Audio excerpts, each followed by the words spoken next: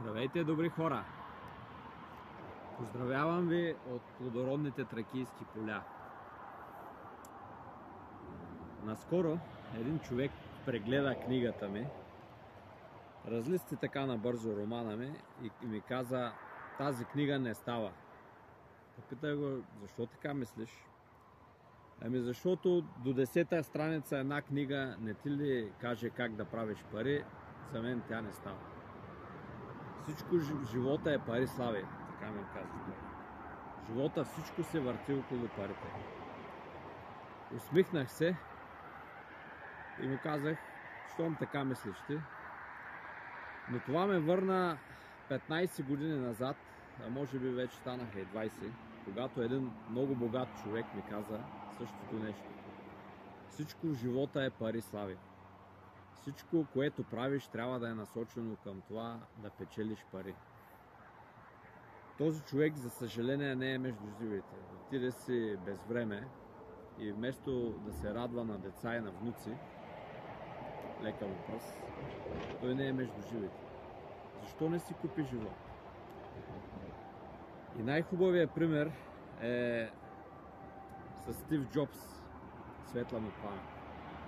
Стив Джобс си отиде само на 56 години и тогава беше вторият по богатство в света човек.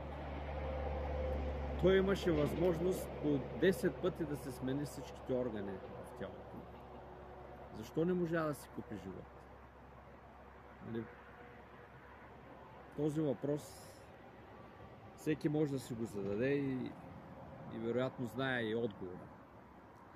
Като дойде онази гостенка с черното на метало, с косата голямата, и като те хване под ръка и каже: идвай с мен, всеки започва да дава всичките си пари, всичко, което има, майчиното си мляко дава, само да му даде още един ден живот. Не може да си купиш живот.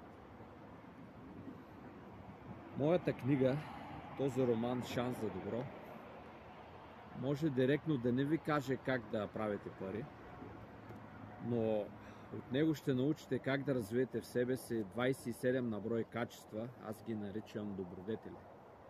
И човек, който развие тези добродетели в себе си и в децата си, дай Боже, той няма начин да не е успешен човек.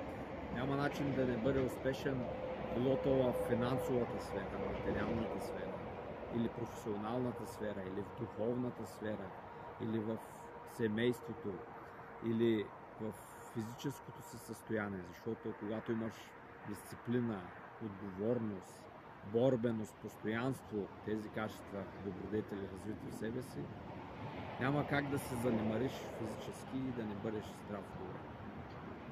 Тези добродетели са изконни за това и помагат на човек да се реализира и да е успешен във всяка една сфера на живота.